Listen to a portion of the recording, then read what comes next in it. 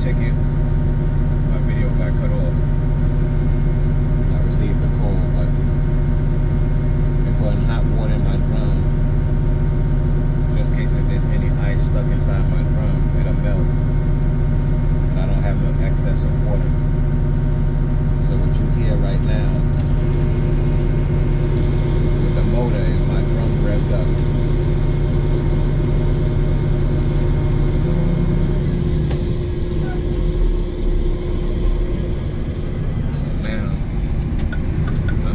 Dump this hot water out my drum and then come back around and get loaded. Oh man, we gotta turn up this heat. Gotta turn up this heat.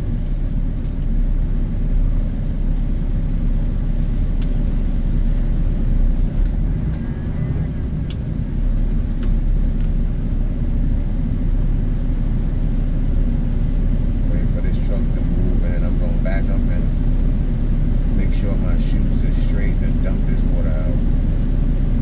And then pull back under the plane and get loaded. Alright.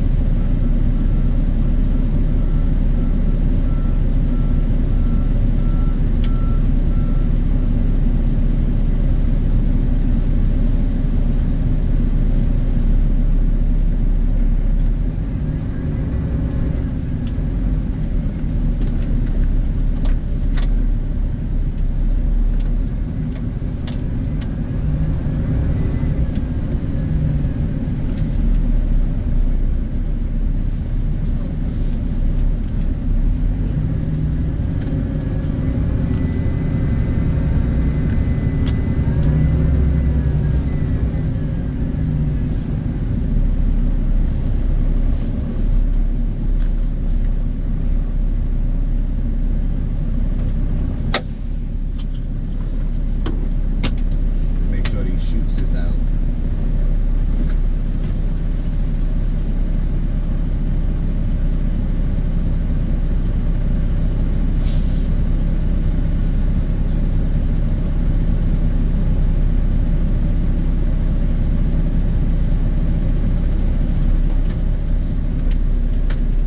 I had a camera on my truck, I would have been able to show y'all my camera's view.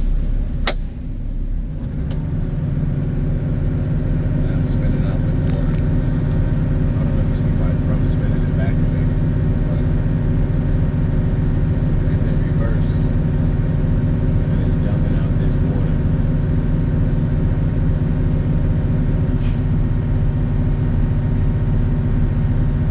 That was almost done. I can actually see the shadow of the water from the sun,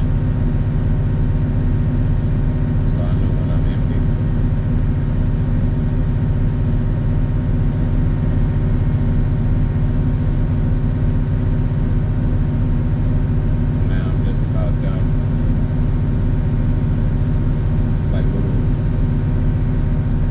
Coming out now.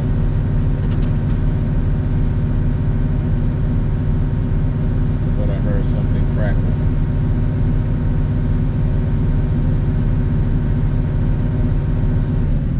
So usually when you hear something crackle or cracking, that means it's ice that was stuck into your barrel. So now we're going around to get loaded.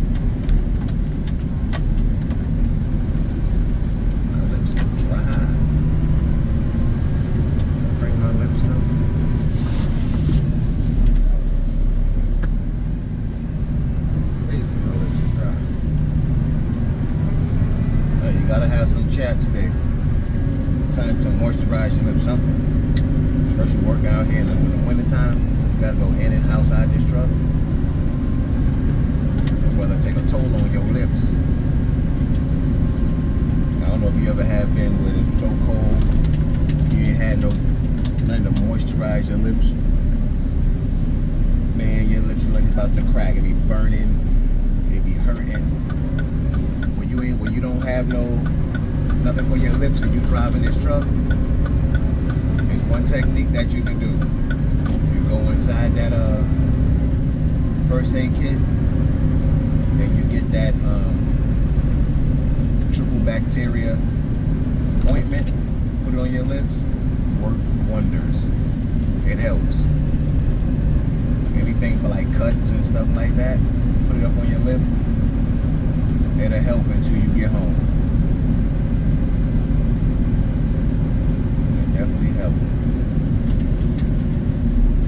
All the trucks is lined up.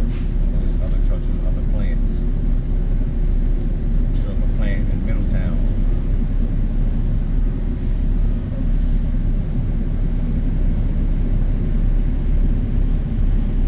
I'm about to get loaded right after this guy right here.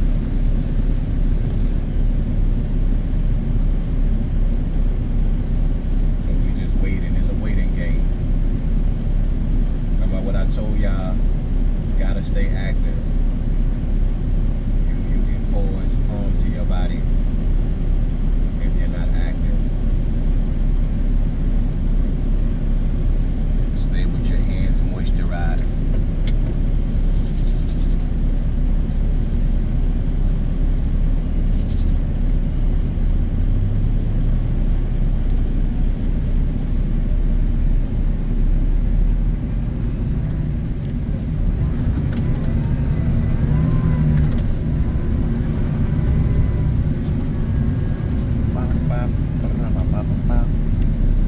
Now we getting loaded. Roll down this window.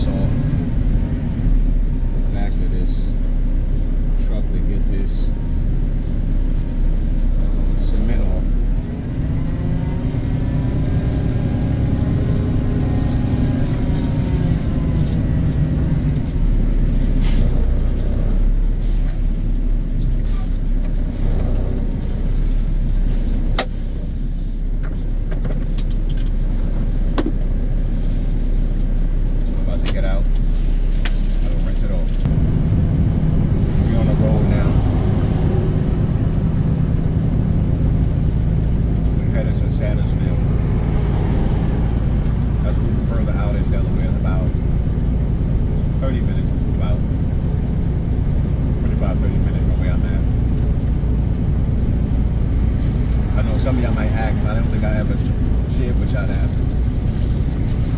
How long into, how long do, like basically, trying to find the right word so you can understand.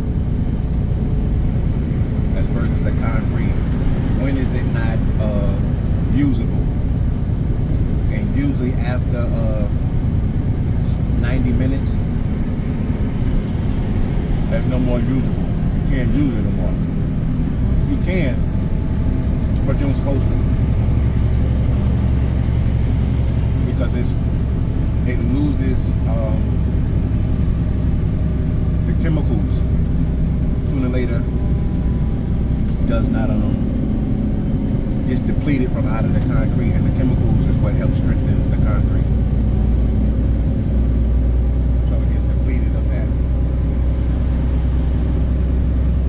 So what I know of.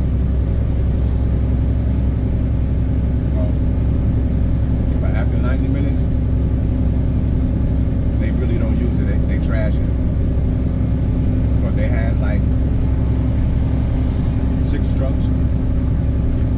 Time is winding down and they all coming right back to each other. Once they hit that 90 minutes, they get rejected. Some people still take it. But according to the inspector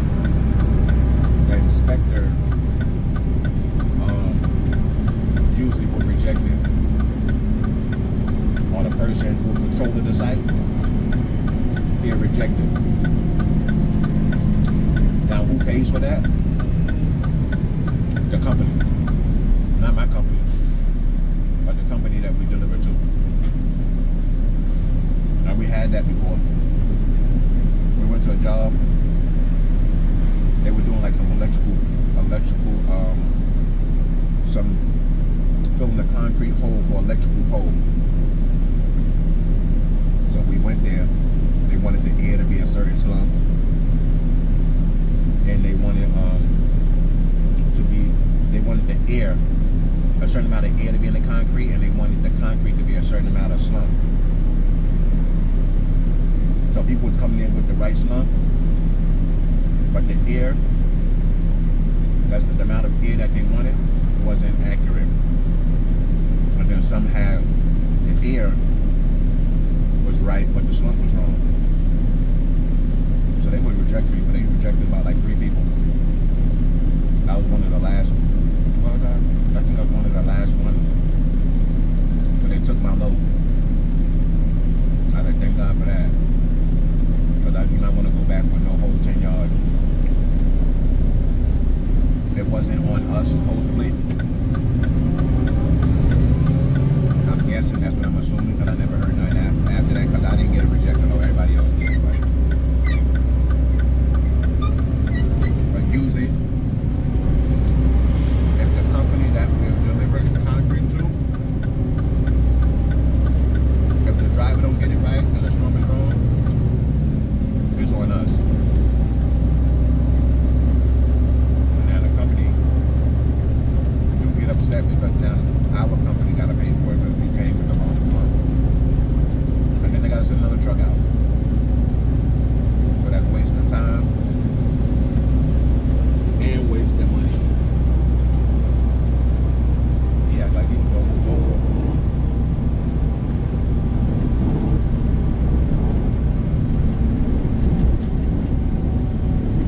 Yeah, we got some crazy people out here driving, whatever vehicle they driving.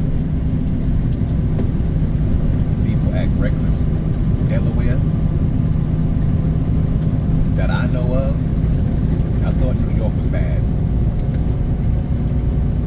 New York ain't got nothing on Delaware. Especially when it comes to driving. One of the reasons why is because our roads you can move more faster on. Most of the roads in New York, they 25 miles per hour, 30. I think the max you get to go unless you're on an expressway or the highway, the max in New York maybe 35. Out here it's 55.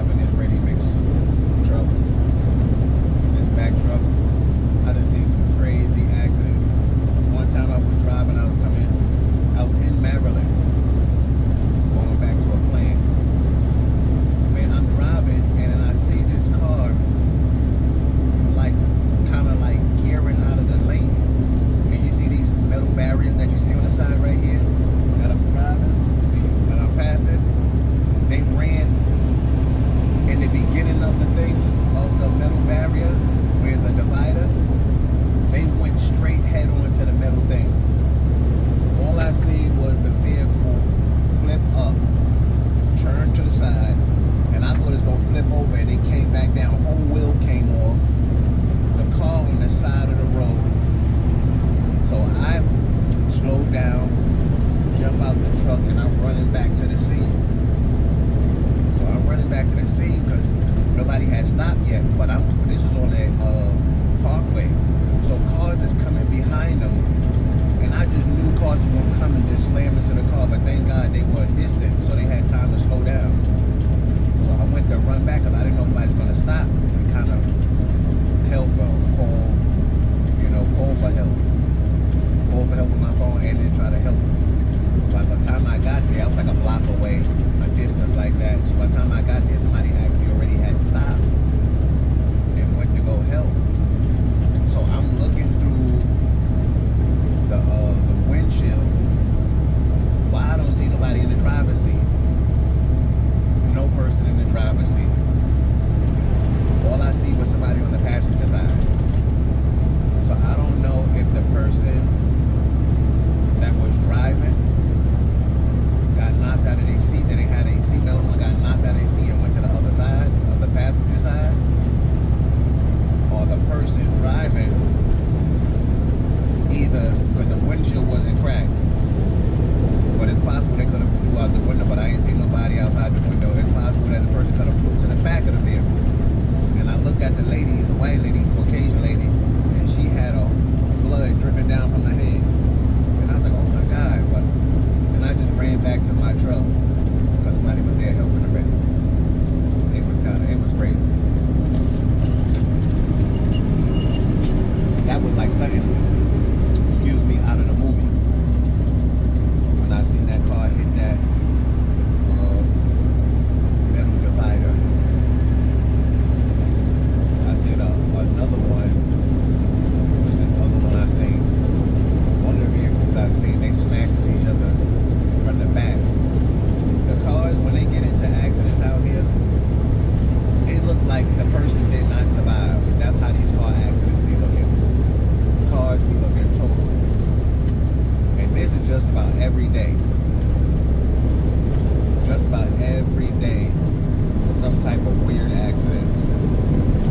And they clean up the fire department from, I think just fire department, the firefighters, period, are awesome people.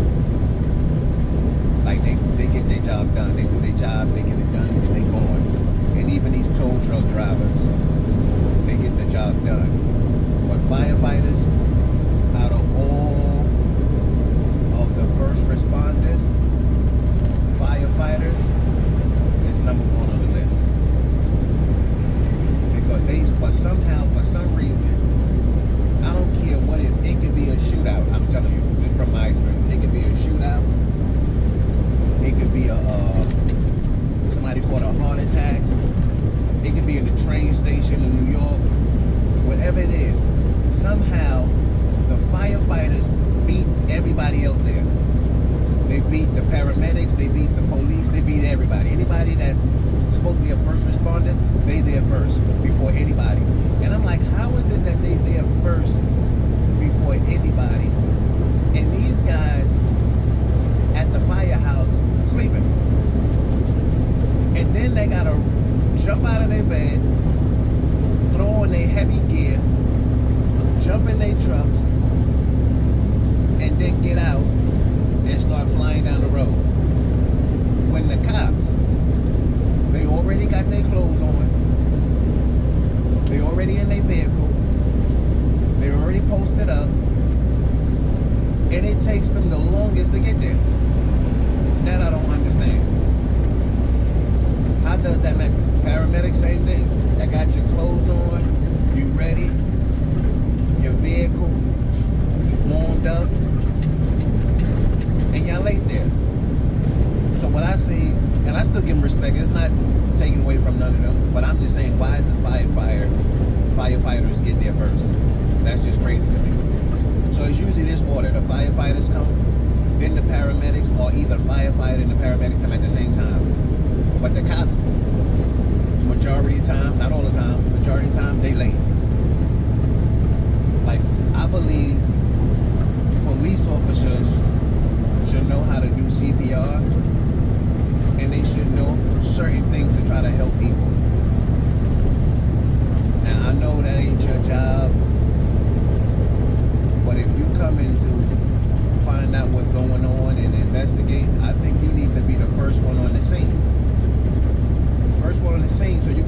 gather up all the evidence that you need to get. By the time you get there, the evidence been tampered with. They done trampled all on it because you late. So at least you could have come there, control traffic, you know, and have the firefighters, hey, you come on this side, we got this pinned off. You know, y'all come late, and then y'all want to pin everything off and then say, hey, stay away from over here. And evidence is now no longer legal to even use, to what I know of. You know, but that's my thought. It's just conversation because you know we driving. But other than that, that's my thought on the first responders. And I'm sure a lot of y'all can contest to that. That usually firefighters is the first one on the scene. You know, but this concrete world is money in it. Like if you have money or you have some type of connection, there's money in making and concrete. Everybody needs concrete. Everybody. Somebody needs it. Not want it, they need it. To build any type of building, you need concrete. And there's over 6 different types of mix of concrete. It's probably more than that. You got like this foam concrete is more flexible. So they put the foam in it and it can move. That's why most of these buildings that you see that's made out of concrete, it moves. It's flexible. A lot of people don't know. They didn't know concrete can be flexible. So it depends on the chemicals that you put in it, the material that you put in it. These all play a part in the kind of concrete that one wants or needs for the job that they're doing.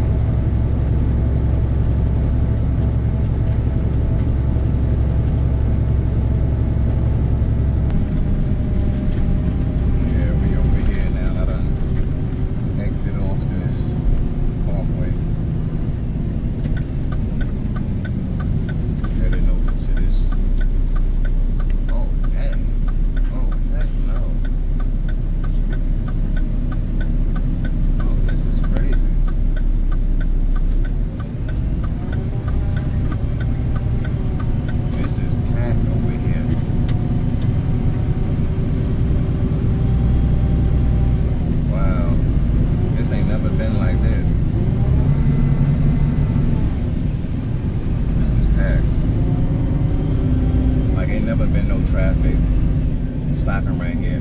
Never. I guess because it's school. I think the kids is back at school now. And it's a school down over this way. That's what it is. Well, it's 11:20.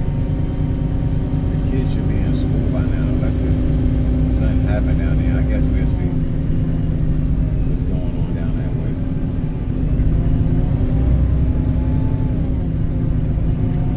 We've only been driving for 28 minutes.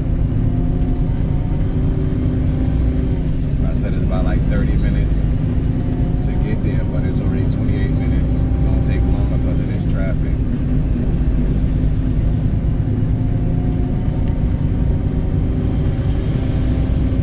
One of the houses burned down, and they rebuilt that house so fast, and people already living in it.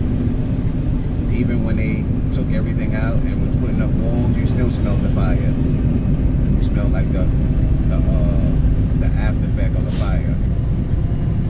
I was like, they hope that house don't smell like that after they put the walls up. You go in there, brand new house, still smelling like smoke.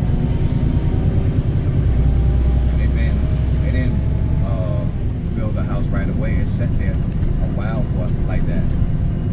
But they rebuilt that thing pretty quick. Well, there's another reason why private traffic moving slow, because of this garbage truck.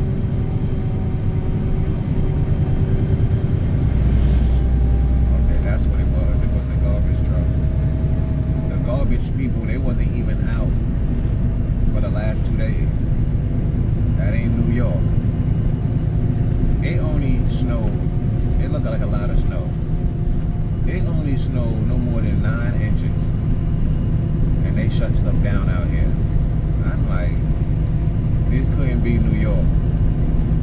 New York, if it ain't at least 5+ feet, ain't nothing shut down. Sanitation out there. And they plowing and salting all night. I ain't saying they perfect, but New York don't play when it comes to snowstorms. It can be 2 feet, 3 feet. School still open. People still going to work. Out here, most of the people, there ain't no work. Or some of the people, ain't that work. There ain't no work. So I like, you used to what you used to based upon where you was raised at. Where you was raised at is usually what you are accustomed to. So when you brought up in New York, and when it comes to this snow and stuff, when it snow out here, it be 5 inches and 9 inches. They shutting stuff down. You come from New York, you be like, man, that's crazy. Like, why are you shutting stuff down? Certain stores closed. Like, that don't make no sense.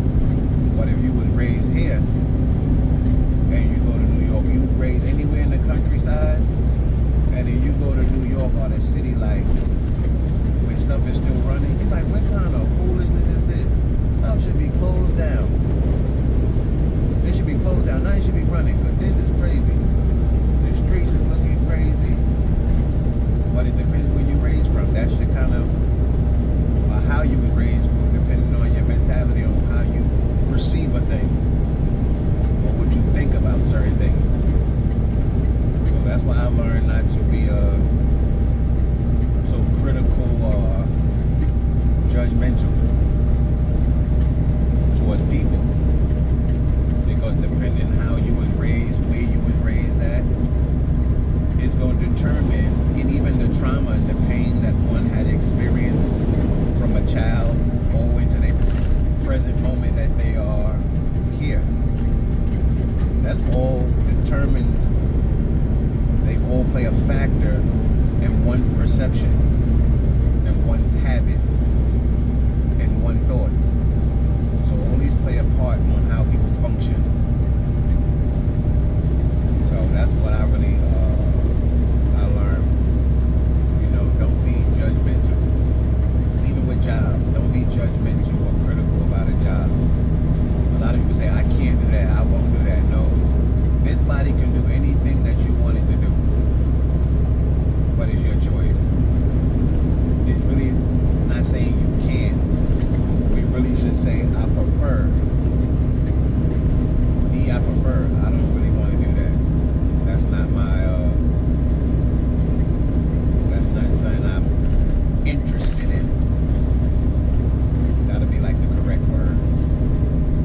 Like for this ready mix job, people say, well, this ain't what I'm interested in. This ain't what I'm would enjoy. And I always believe any job that you applying for, any career that you are in, I believe you should like it. If possible, love it. Don't get into something that you don't love doing. You want to get into it because you're good at doing it. No. Go into something that you love doing, something that you enjoy doing, something that you get excited out of doing, something, it brings some type of fulfillment to you in a positive way. And the reason why I say that, because when you do a job that you don't like, that you hate, that you despise, but you just do it for money, that job ain't for you. All you're going to do is have an attitude at work. You're going to half do your job, somebody going to get on your nerves, or pluck your nerves. Do something to cause your day to be upside down, or criticize you about your work. And if you ain't got confidence in the work that you're doing, that's another thing. Don't even do it. Don't even do it. Because soon as somebody comes and say something about you concerning your work performance and how you do a thing, how you talk, you be shut down. You hurt. Now you can't even function properly on your job because you're thinking, you're meditating on what a person said about you or about your performance concerning the job, position that you are applying for, that you have applied for. So I always say, get into something that you love and enjoy doing, because no one can deter you. When it's something that you love doing, nobody can deter you.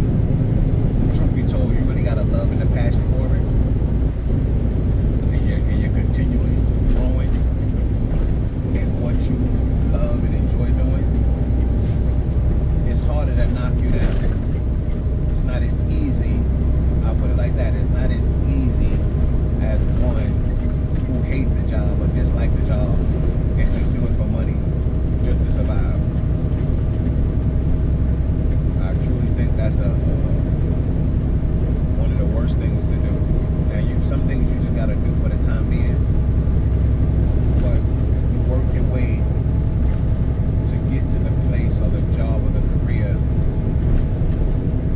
that you love doing.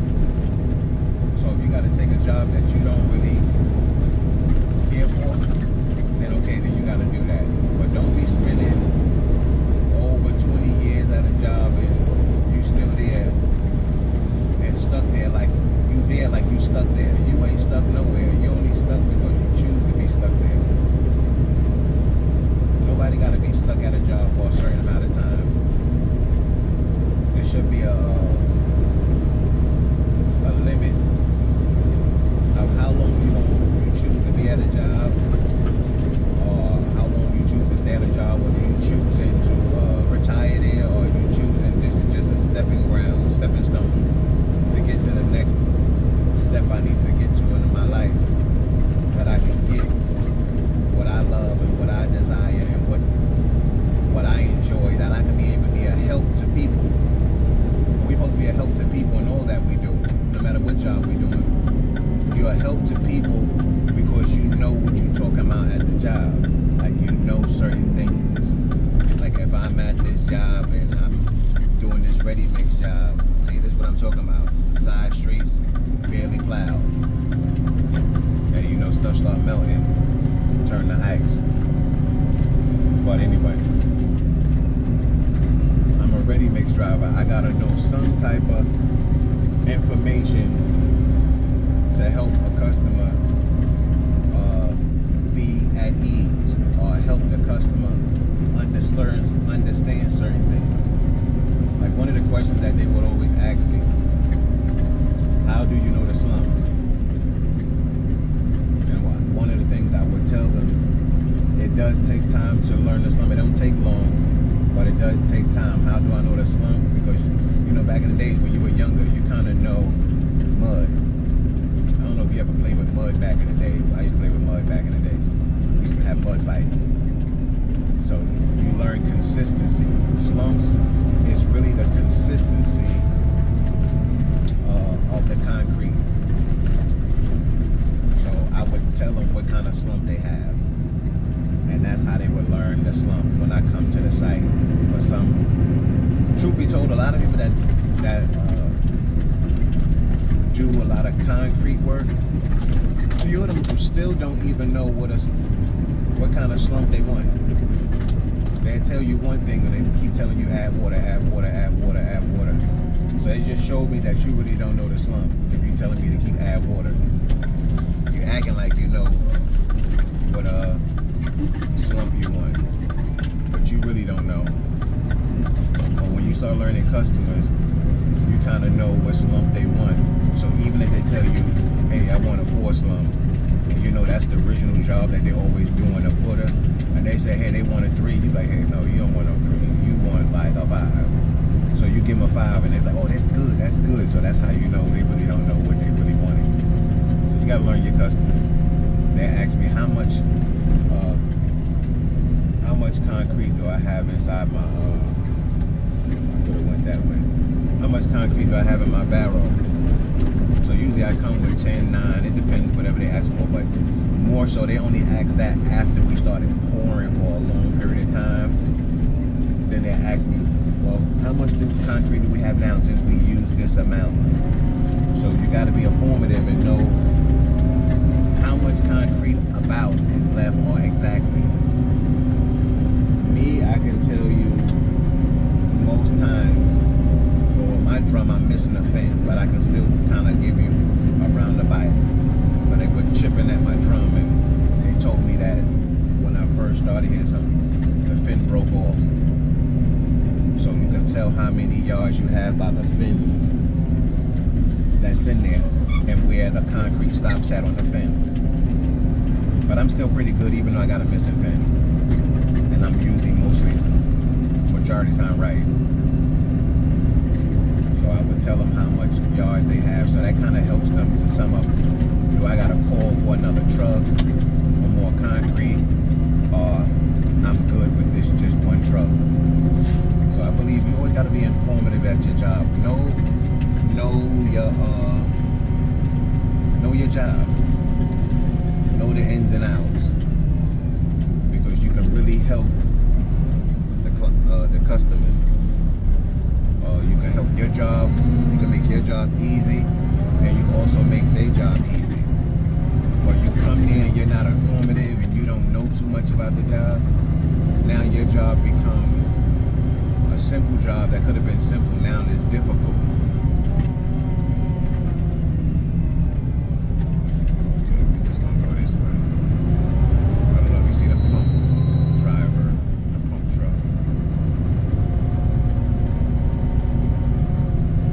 Semi-new development that I'm in. All where you see the green little piping sticking out the ground, the PV pipes. Not the bluish green one. Them where houses is going at. If you see, I'll tell you a tip. If you see 2 pipes, PV pipes sticking out the ground, most times and they close together, they building apartments there. You see them spaced out, they building houses. So, surprisingly, they plowed this area. They didn't plow over here, but I guess they plowed this area because they knew we had to come over here.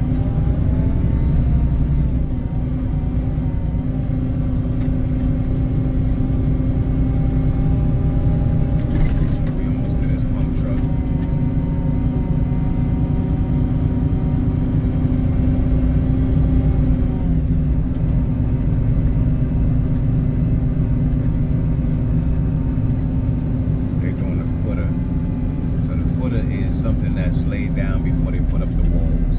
So it's the footer first, then the walls.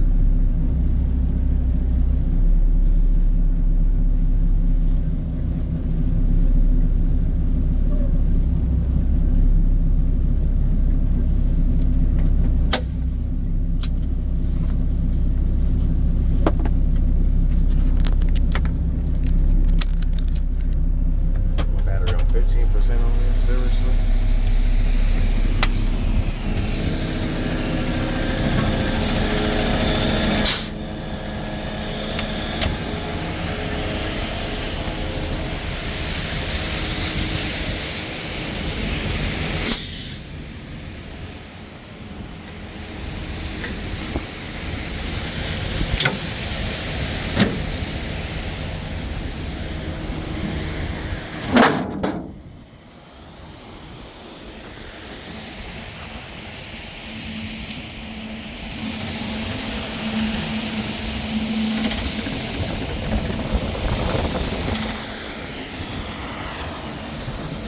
What's up?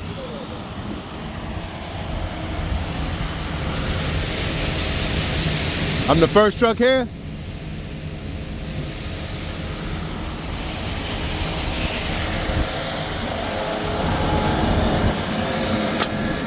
About to back up into this pump truck. He gonna want some water. I'm sure about it.